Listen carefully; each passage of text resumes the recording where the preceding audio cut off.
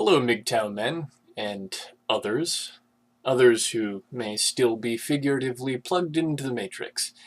And to our guests, who are not MGTOW, this may spell some things out for you in great detail. Perhaps you will better understand the motives of men going their own way, or his way, my way, as the case may be. This is Owl MGTOW, also known as ANCAP Biochemist, and a number of other aliases, legal fictions, incorporations, etc. But you can just call me Owl for now, always asking questions. Who are we talking about today? A man who goes by the alias of FrogBoy21. He posted to Reddit on the Relationships forum for public discourse, and I'm gonna offer my commentary. I think you'll enjoy it. So without further ado, this is what he wrote. Quote, me, 29, male, with my wife, 28, female, 10 years. I feel like I'm raising a third child. In relationships. Submitted one day ago by FrogBoy21. I married my high school sweetheart. We had a lot in common back then, and got along very well. After being together for 3 years, we got married, just out of high school. Everything was going fairly well for the first few years. We had a lot in common. We had 2 boys, 10 and 7 now, and we're partners in talking everything out and decided what was best for our family. As time went on, we have grown apart quite a bit. Our interests are very different, and now, while we get along for the most part, she has become lazy.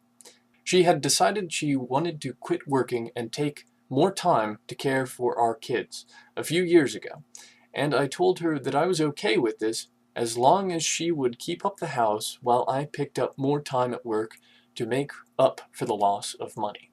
We were not better off as far as money was concerned, but I thought it would be good for the kids to be raised by us rather than a babysitter. Us. Today, it's all I can do to get her up out of bed long enough to ask the kids to pick up the rooms while I'm at work. They are on Christmas break and I wanted them to take the time to clean today. I work as a service tech for an HVAC company. I'm working 55 to 60 hours a week minimal. After my 10 to 12 hour shift, I go to the store if need be, come home, cook dinner, pick up the house, take out the trash, and finally am able to sit down and relax. On weekends, I do all of the laundry and any deep cleaning, bathroom, stove, etc.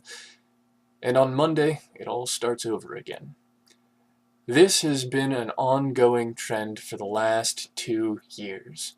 I talk to her asking for help, I beg her, plead with her, try to bargain with her, and she says she will help, and the next day nothing is done, and she has spent 20 minutes in the morning taking the boys to school, 20 in the afternoon getting them home, and that is the extent of the help I get. I'm at my wit's end. I don't know what to do. I can't keep going on this cycle that's just burning me out. I am always exhausted and am at a breaking point where I am starting to just buy fast food rather than cook, get my kids to help with the household chores, but there is only so much I'm willing to ask them to help me out. I honestly want out of this relationship, but know that I couldn't afford the sitter to watch the kids during the summer or take them to school or pick them up in the afternoon. I make far too much to get any kind of government help, and honestly am a bit too prideful to accept it even if I didn't. Too long didn't read? I no longer have a partner. Instead, I have a dependent who does as little as possible to get by. What should I do? End quote. This was cross-linked to the MGTOW subreddit where I made the following comments after reading the original comment threads. To user Sweat Drinker. User Sweat Drinker. Yeah, people think she's depressed. You know, because it's really depressing to have a slave work for you 60 hours a week, clean your shit, and have the government raise your kids. Except for the 20-minute travel times. Also, It is very depressing to have the freedom to keep up with Facebook and game apps, read on your Nook, eat meals that are cooked for you by your beta slave, probably have sex whenever you want, with or without your spouse, since you've got a house to yourself for about 8 hours a day. Have someone do your shopping for you. I assume he means grocery shopping, since she probably shops online or after dropping her kids off at the public indoctrination camps. I mean, not indoctrination camps, I mean schools, public schools. Schools where women can find high school sweethearts already devoted to the pussy. Of course she's depressed. She has no sense of scale of what it means to earn happiness. She is, maybe, a happy idiot. A made woman, but not a self-made woman. But I bet she is entirely empty of everything but cum and stretch marks. The husband says she is the happiest depressed person he knows. I'm inclined to believe him. But I also bet that she has a wretched personality and inner life, and an entitlement complex. She will take half his stuff when he starts getting uppity, citing irreconcilable differences, or no fault.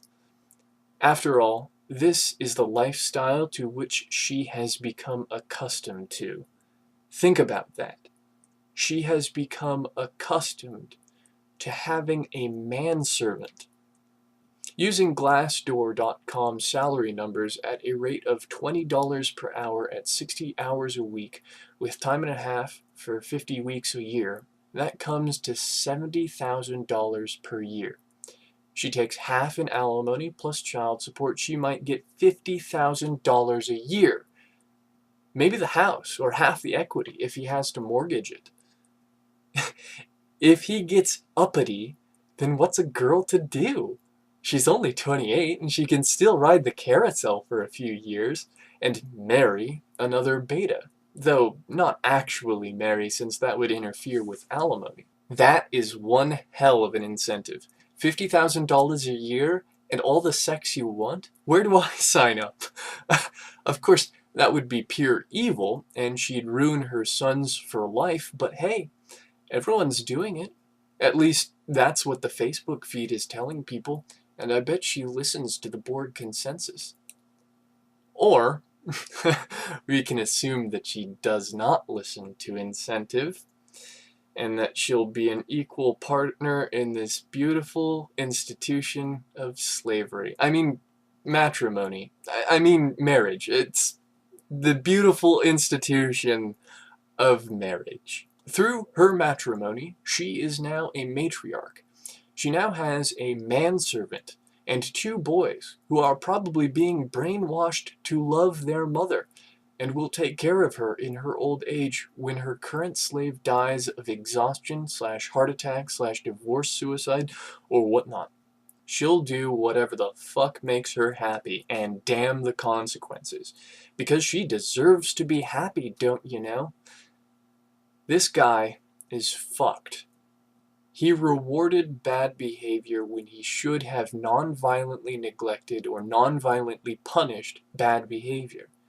He gets the consequences for his behavior. And don't think that I wouldn't have ended up in his shoes had I not lucked into finding Barbarossa however many years ago. And after dumping my deadweight girlfriend. In my own heartbreak, I kid you not. Because that's how blue pill I was. I felt like shit for not being Captain Save-A-Ho. She showed her true colors when my father died. Not long after my mother took half his stuff, he died of a brain aneurysm. Was it the stress of divorce? Who knows? She, my girlfriend, and you can make the argument for my mother, showed me how unsupportive she truly was. And even then, I kept dating my girlfriend for almost a year. I would have been the HVAC man asking Reddit what to do had Fortune not conspired to teach me about the nature of women. So I can't blame him for rewarding bad behavior. Only now does he begin to understand the consequences of his bad choices, and he will have to live with those consequences. She will also have to live with the consequences of locking down a beta provider. She will also have to accept the rewarding consequences of being a proud stay-at-home mom. She'll have to accept the consequences of a system that rewards her behavior with the tender years doctrine, the presumption of motherhood, alimony, a jurisprudence that goes back to a time when women were necessarily sheltered from the hardships of the labor market, yet insulated by liberalized family courts. She will also have to accept the consequences of making the choice of a traditional gender role and all of the goodies it affords her in a modern society. Did she make the right choice? Well, perhaps for her. I can't fault her for being clever enough to maneuver herself into a comfortable life. That's her nature. Just like it's a lion's nature to kill and eat gazelles. At this point, I feel nothing for the man nor the woman. I am calloused, and that's... At this point, I feel nothing for the man nor the woman. I am calloused, and perhaps that's because this is all too common.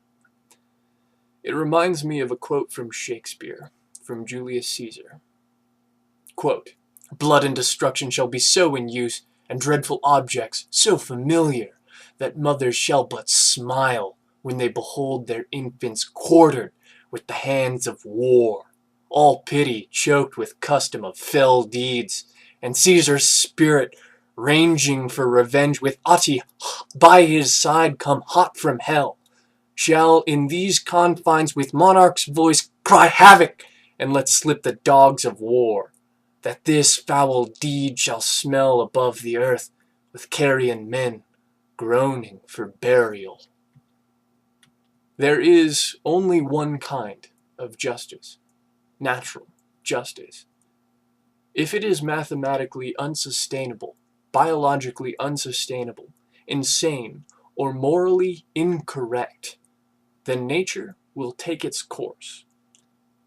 To quote the German philosopher Goethe, that which is unnatural is too natural. If artificial wombs become cheaper than sustaining these women, then nature will find a way, and the unnatural biochemistry of a brave new world will take its place. Mother Nature finds the lowest energy state given time. If humans are subject to the laws of nature and the laws of thermodynamics, then we too will seek efficiency within our humanity, even in our reproduction, given time. This is natural justice, with women poisoning the well and not reforming their female nature. She, Frogboy's wife, will live well. This is the golden age of women, after all. But it is not thermodynamically favorable, and more energy will have to be used to sustain these women over time. That's why it will never be enough for women. You can give them the sun and the moon and the stars, and it will never be enough. This is the nature of hypergamy, gentlemen, and it has deep roots in their nature. The engine of male sexuality will continue to whir and hum along, feeding the beast until one day something changes. The engine of male sexuality is coupled to the axis of the axle rod of female indulgence. It will continue to run until it doesn't. MGTOW is a small community. Perhaps someday it will be a nucleation point, but not for a while, gentlemen. It's too early. Bide your time. Invest wisely. Live long. Pursue your highly masculine intellectual interests. I'm partial to biochemistry, and maybe reproductive technology, who knows? I'm just a ghost, just words on a page, just a voice in a box. I am not an agent of change. I don't exist. Jessica Valenti and her ilk say that men who are like me, possibly white, possibly male, possibly heterosexual, possibly someone who occasionally likes to play games, am not culturally significant, and I will nod along, and I will say I am insignificant to women. I am invisible, and I shall remain so. never peacocking and gaming for women. To women, I don't exist, and I like it that way. Men, grow strong, starve the beast, never lower yourself, and you too shall know justice by rewarding good behavior and neglecting bad behavior in a non-violent way.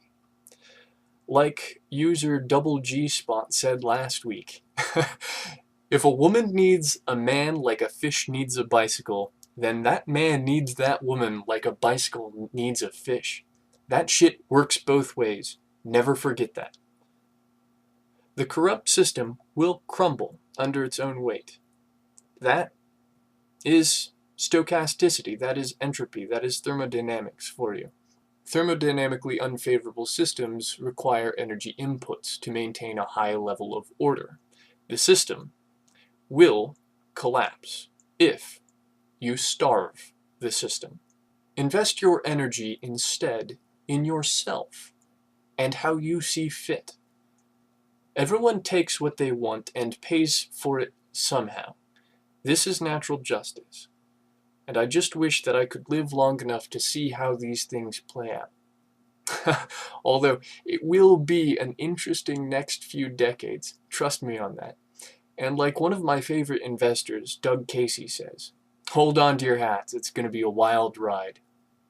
He also said, stop thinking like a serf, not even a serf to a matriarchal vassalage. And with that, gentlemen, I bid you adieu. This is MGTOW telling you to keep asking questions.